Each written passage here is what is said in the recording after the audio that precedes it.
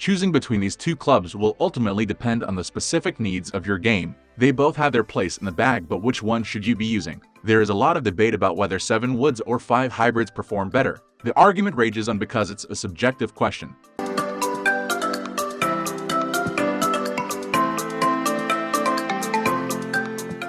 It's like asking, is a stick shift or automatic transmission better? Both have their pros and cons, just like 5 hybrids and 7 woods do. A 5 hybrid is going to be more forgiving and easier to wield for most players than a 7 wood. A 5 hybrid is going to have a lower, flatter flight than a 7 wood, but it will produce more roll. A 7 wood will have a higher flight and thus more stopping power when green hunting. A hybrid is better from the rough, and it's also more forgiving.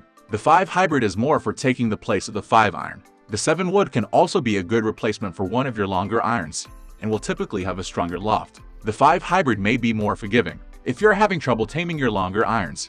This may be a good choice for you. A 7 wood may be a good alternative if you are having trouble hitting with the 3 wood. In the end, you may find that a combination of both these clubs works best for you.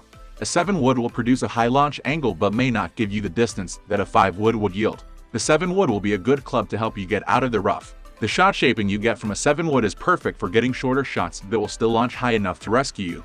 While it might not go as far as a 5 hybrid would, it certainly has its place on the deck. 7 woods are a lot less popular these days.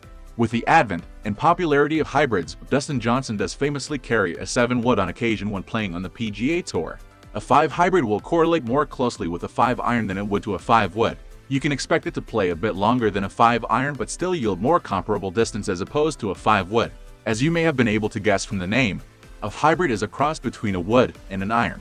Hybrid clubs in general will give you the control that you would expect from a wood combined with the strong loft that you would get from some of the longer irons.